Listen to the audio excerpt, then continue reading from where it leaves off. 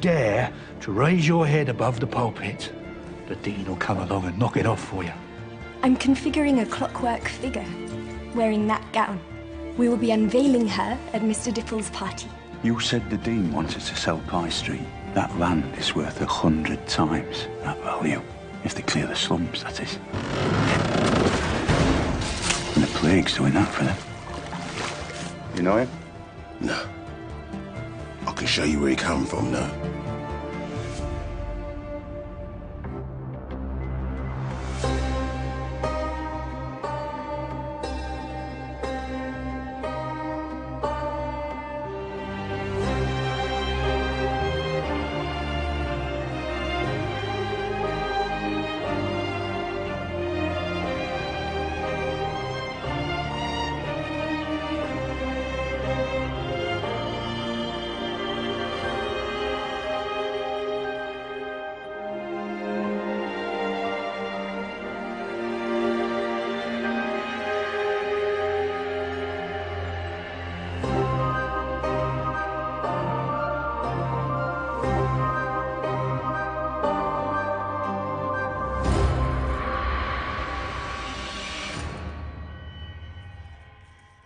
God weeps for us here in Westminster, where the pale horseman wanders,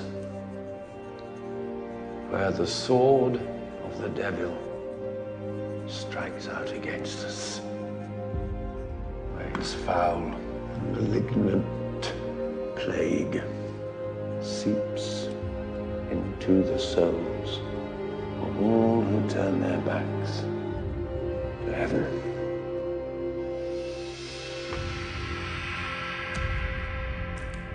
Take this to the Vicar of St. John's in Pie Street.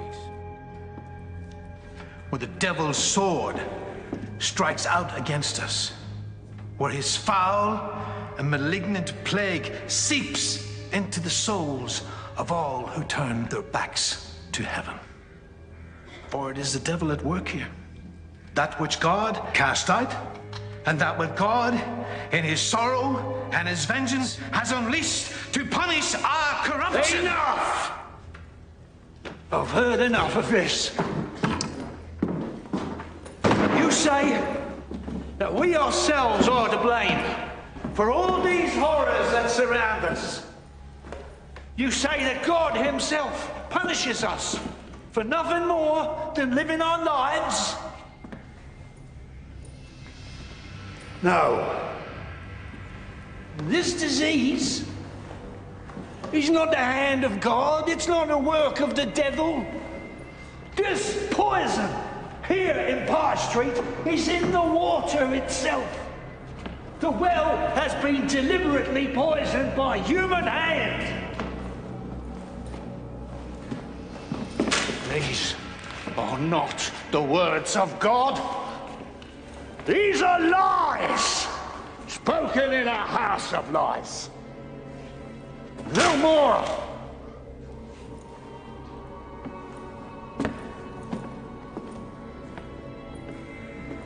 No more.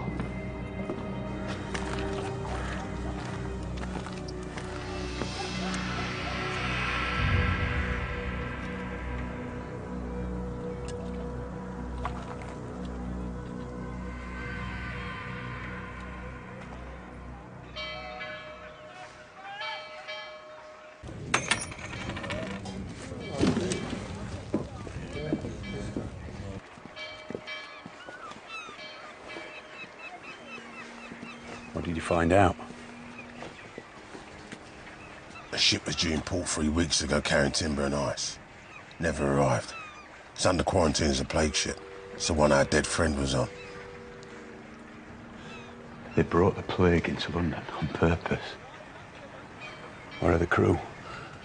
Taken ashore to be quarantined. And where were they landed? Come, I'll show you.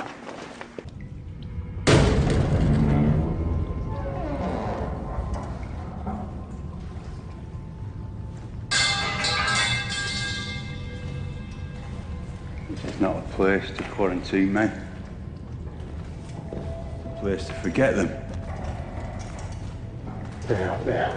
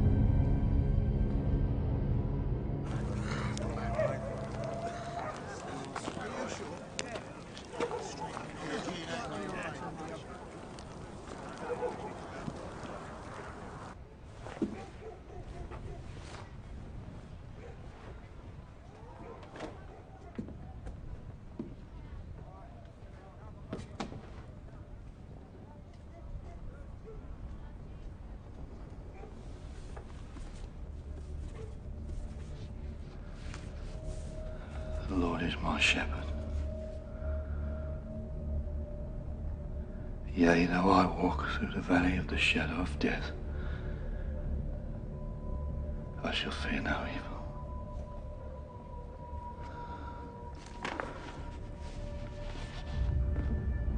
Show yourself.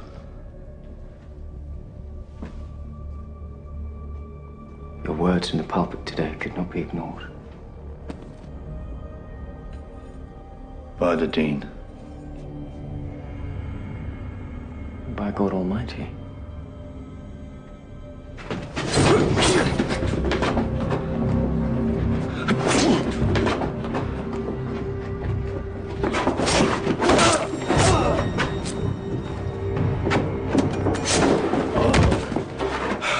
It's always one of two sounds a man makes when he knows it's over. There's the whimper of defeat. Not even a scream, just a sob in the throat. Like a child that's lost its mother. Then there's the other noise. Like a man trying to climb from a well. Or he pulls on the rope. The faster that rope spins loose.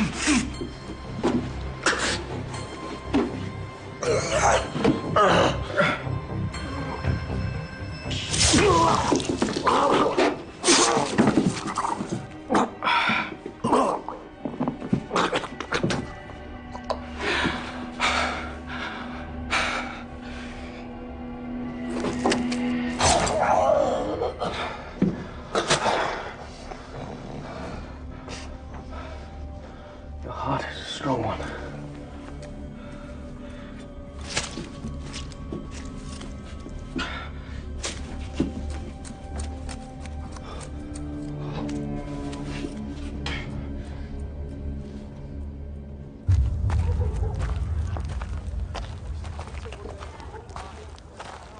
Move! There you go, back row. Back row, Roger.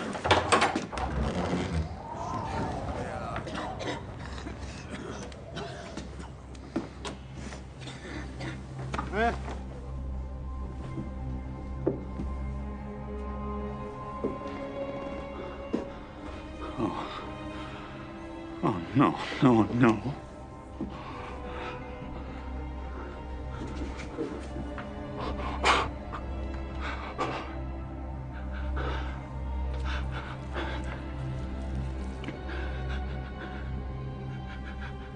Fuck mine.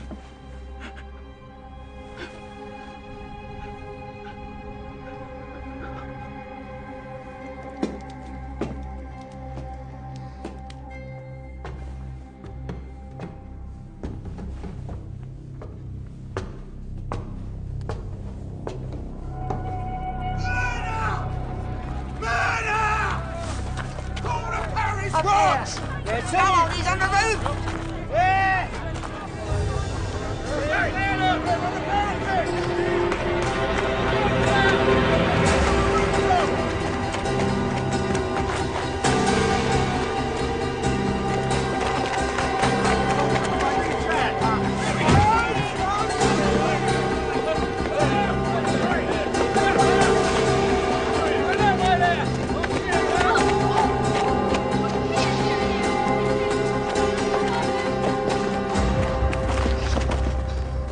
What did you see, Sergeant?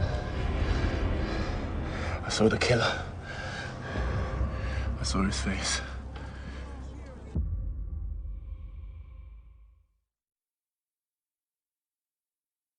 I saw him.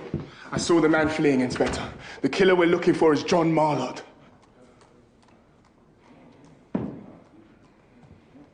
You listen to me. You will not repeat this to anyone until you've repeated it to yourself. I saw him, sir. I saw him with my own eyes. It's John Marlott. This is obsession, and I will not tolerate it from my best man. Now go home, Joseph. You're off duty until further notice.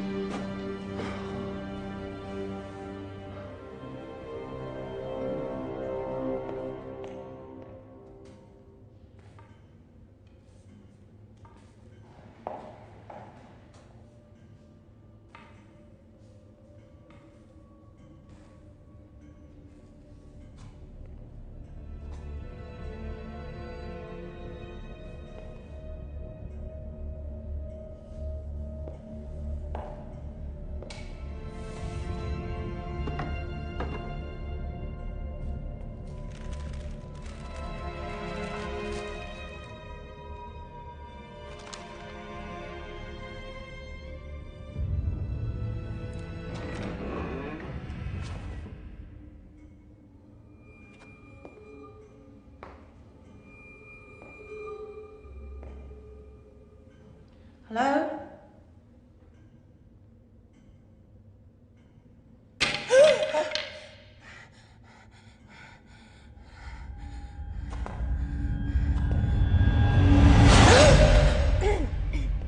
I heard a noise. I'm sorry, Mr. Dipple. It's my fault. I'm to blame.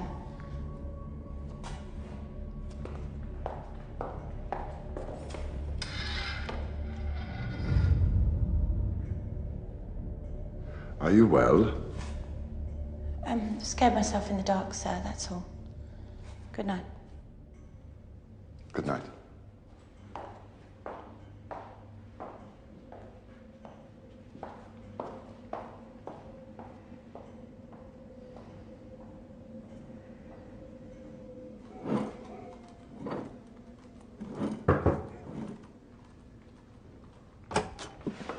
I know it's late, but the strangest thing just happened. Joe, what's wrong? I saw something tonight that... I think there's madness in me. Come on. Sit over here. Now, tell me what you saw. I saw John Marlott. John Marlott? Look, I know how it sounds, but Marlott lives again and murders again. I have no explanation beyond my eyes and ears. If you say it, Joe, I believe you. 3 years since Flora was murdered. And all that time, it's been bottled up. Inside you, Joe. Every time you say her name, You put it behind you, but it ain't the same as putting it to rest. I failed her, Queenie. I failed her. It was my job to You protect failed her. no one. It was a terrible thing. But you couldn't stop it because nobody could stop it. But this time I can. This time I can stop him. Well, good. And then you free yourself. Because you blamed yourself for too long, Joseph Nightingale.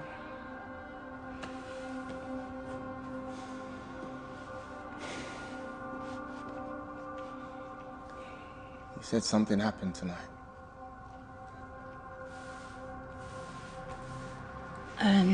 It's nothing. Just the wind in the dark and my silly imagination. Think no more of it.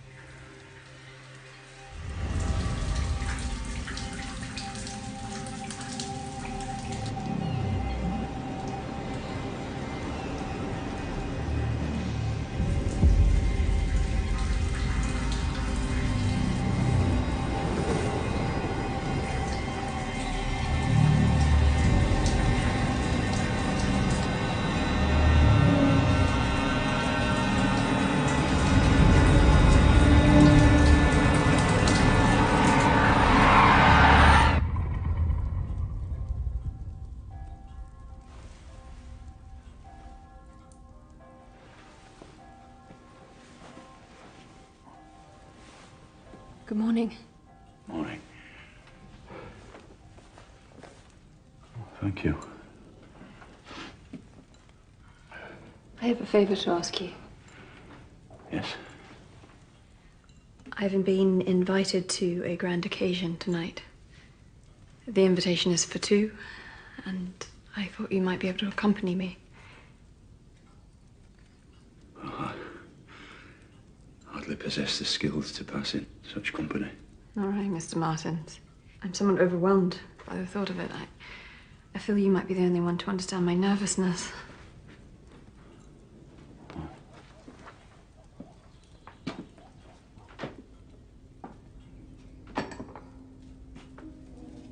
If you lack the appropriate clothing, I can provide for you. You make it hard for me to refuse. I shall be in your debt then.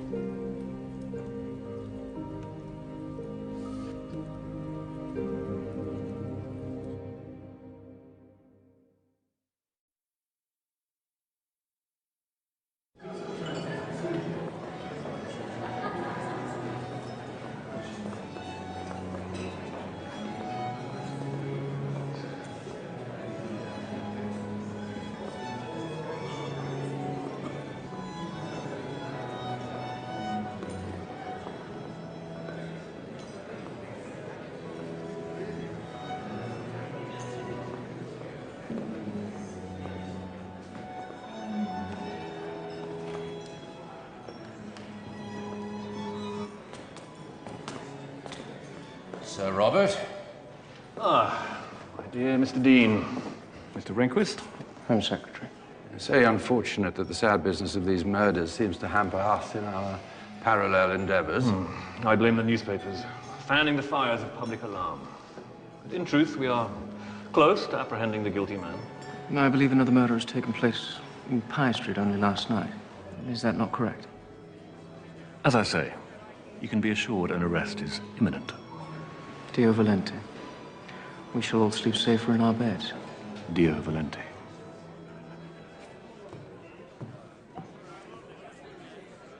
My friends, I believe that to grasp the future, one must be sensitive to both the realities of history and the possibilities of what may come. To that end, I ask you to keep an open mind about the implications of what you will see here tonight.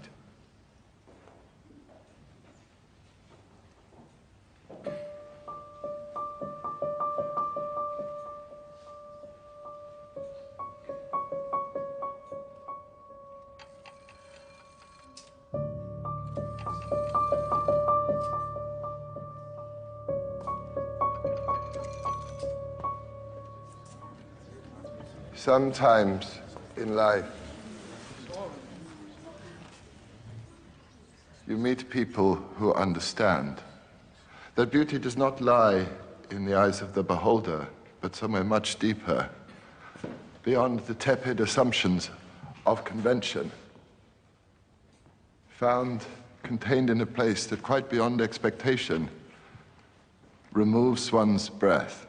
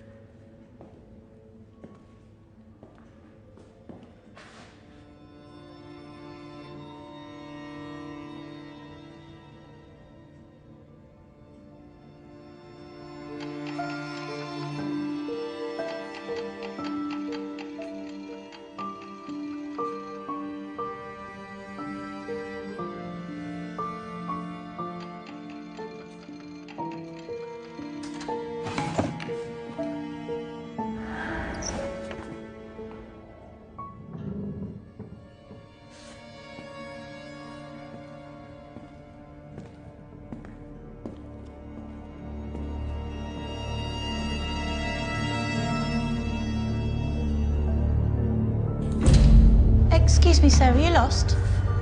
What are you doing in here? This is Mr. Dipple's private room.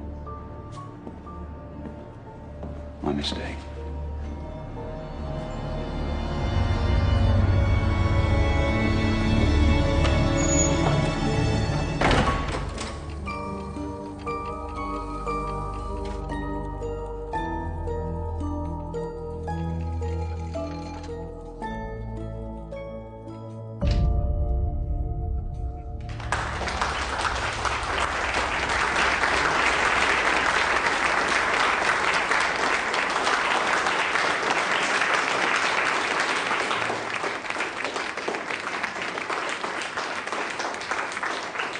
But for all this bright future, our city still finds itself corroded by the ravages of poverty and plague. And we, who sleep safely in our beds, have a duty to those who do not. So tonight, it is my privilege to invite you to participate in the most extraordinary of opportunities, to join me through the magnanimity of the Dean of Westminster in purchasing an acreage of land, encompassing the blighted Pie Street and surrounding thoroughfares, to invest in a remarkable program of works that will see the so-called Devil's Acre transformed and returned to the people of London, cleansed. Thank you.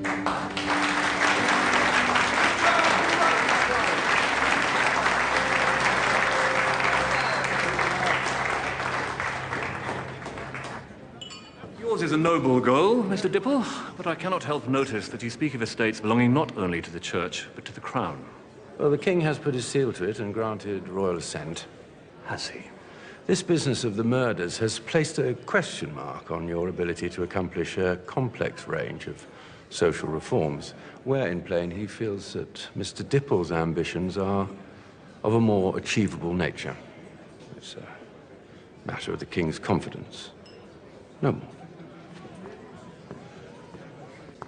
Hey, I've some news you can print. Mr. Marlott, is there any corner of London from which you are unlikely to emerge? Dipple and the Dean of Westminster are conspiring to clear Pye Street ahead of the sale of the land. The water supply has been deliberately poisoned, and they both know it.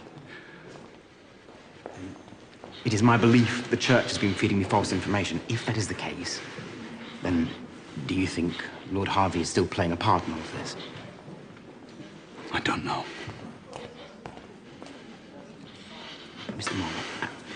Mr. Marlott, I feel we can help each other.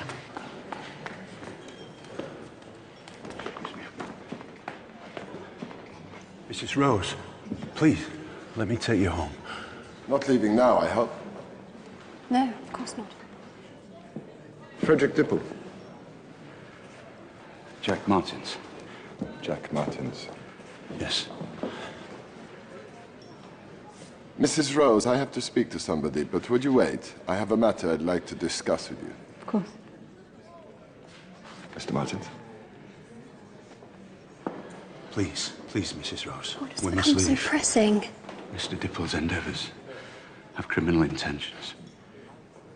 Mr. Dipple harbours nothing but good intentions, I'm sure. I'm not in the habit of choosing between my friends, but I do not wish to leave yet. Please excuse me.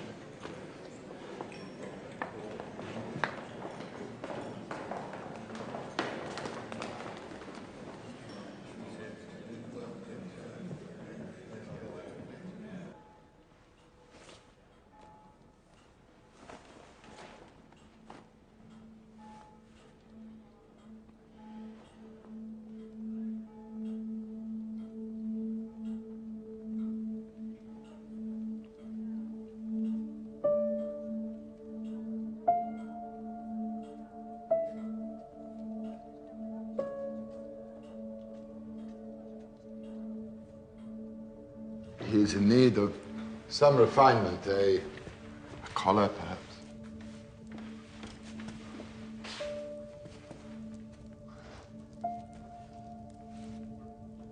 Mrs. Rose?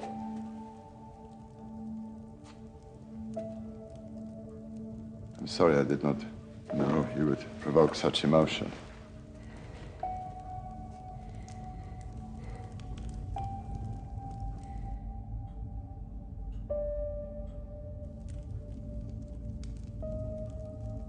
When my husband died,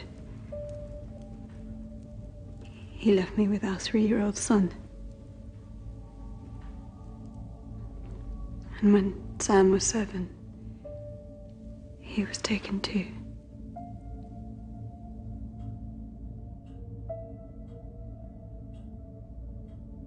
But life is full of such things. My grief is not special. Your grief does not define you. I see your strength.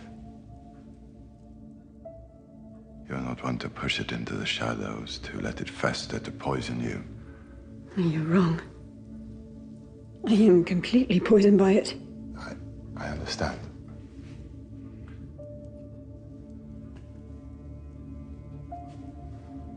All my life, I have been surrounded by death. I have seen more than any person alive.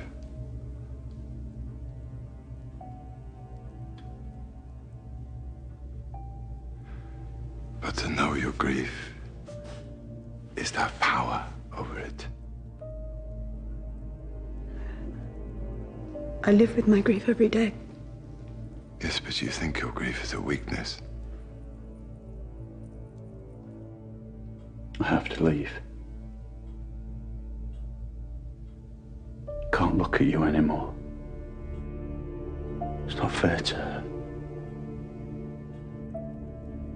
Esther, I cannot wake up tomorrow morning knowing that you will never return to this house.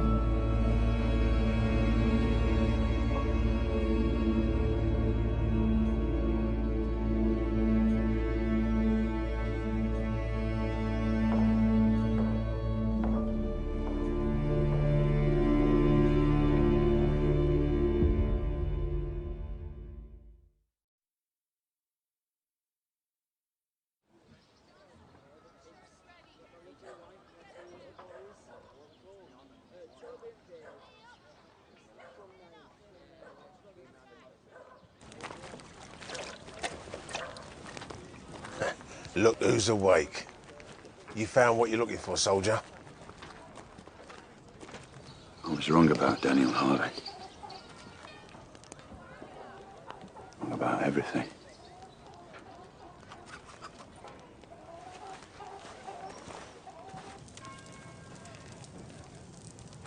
There you go. My handsome boy.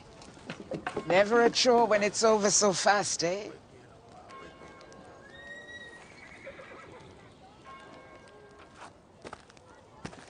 I came across him in Dublin. The tallest man in Ireland. You bought him? I saved him is what I did. But not before the bastards had cut out his tongue. Do you have children? A daughter. I have a daughter. Would you like to see her?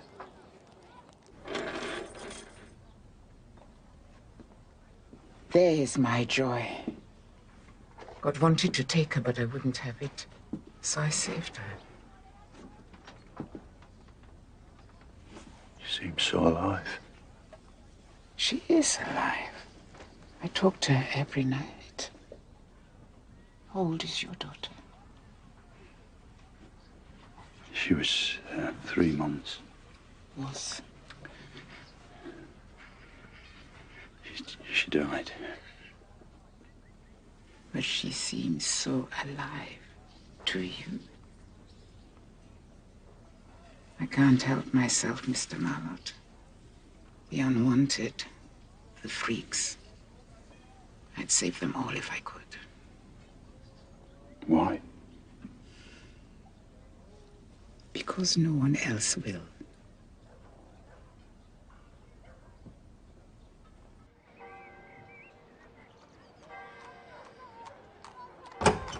Morning, Sergeant.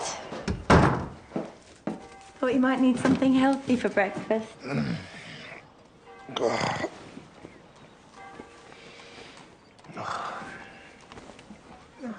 can't eat fried eggs, Queenie. Never said you were getting them fried.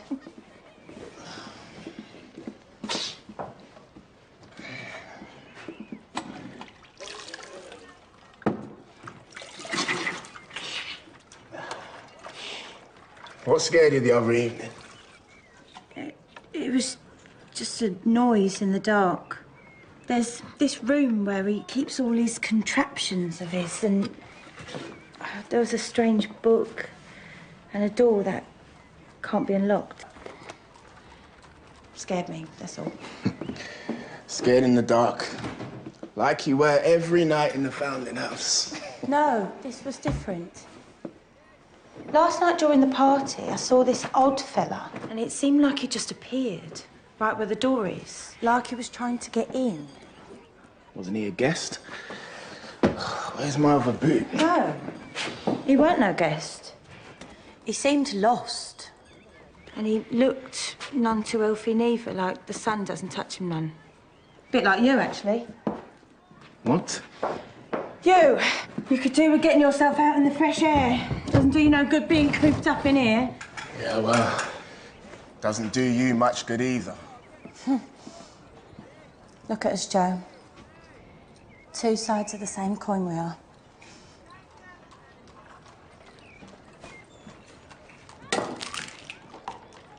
Go on, drink your egg.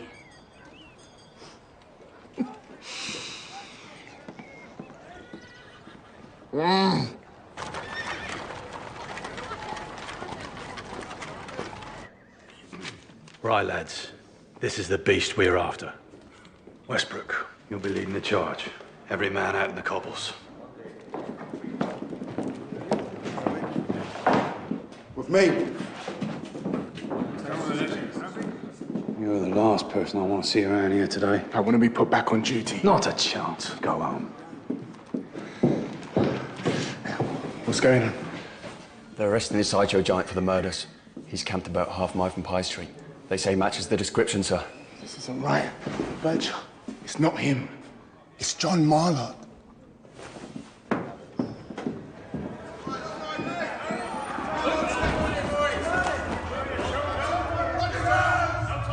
Seemed like he just appeared.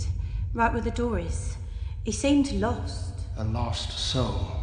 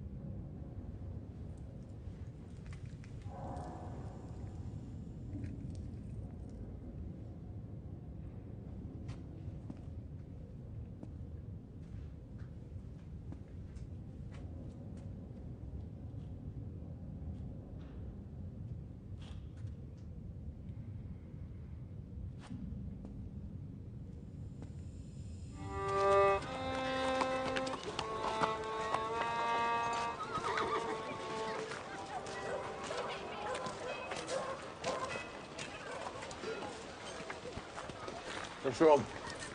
You scared of your shadow?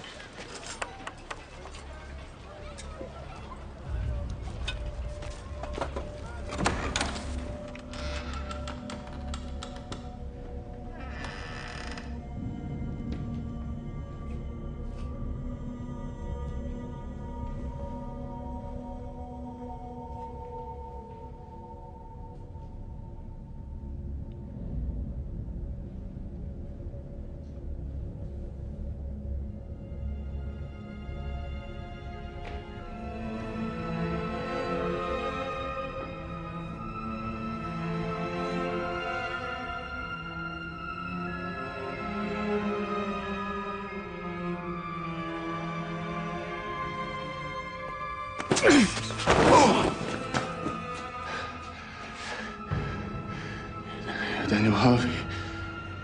Who are you? All I was right about you. Marlon. You killed Flora. Did you kill Flora? Did you?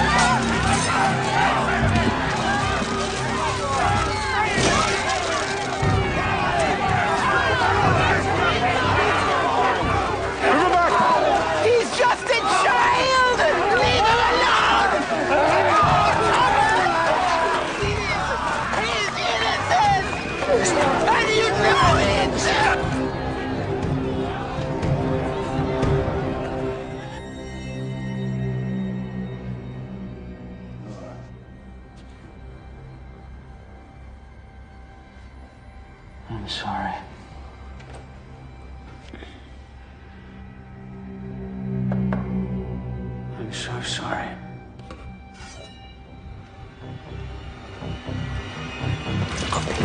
Be at peace.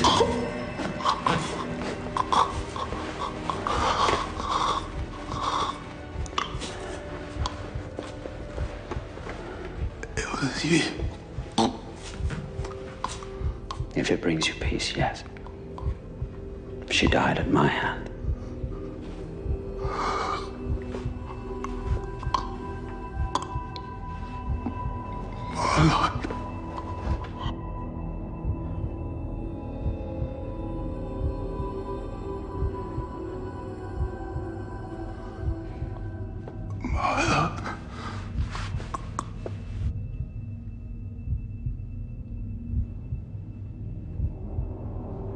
Joseph.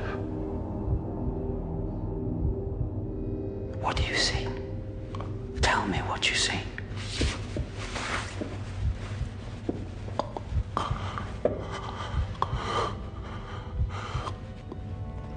Forgive me.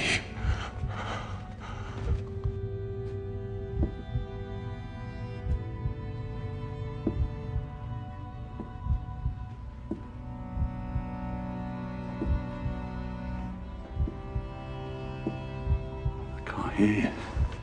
I can't hear what you're saying. Joseph.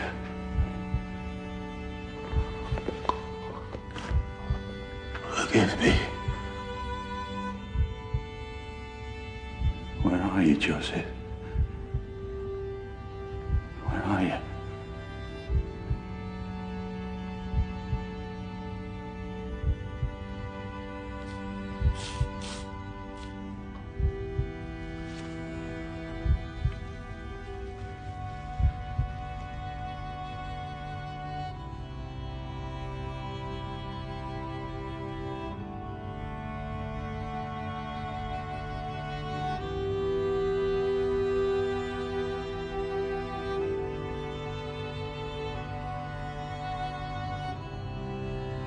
He lives.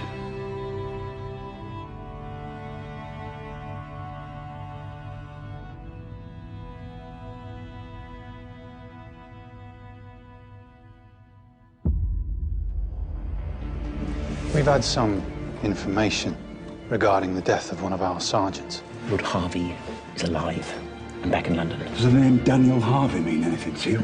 If I tell you, I'm a dead man. We've had some information, sir. We'd like to ask you some questions. You're leaving. Come with me. As what? As my wife. Only Harvey's sick enough to think of this. Only he would take the hearts. This is your choice to make. To die? To be reunited with your child.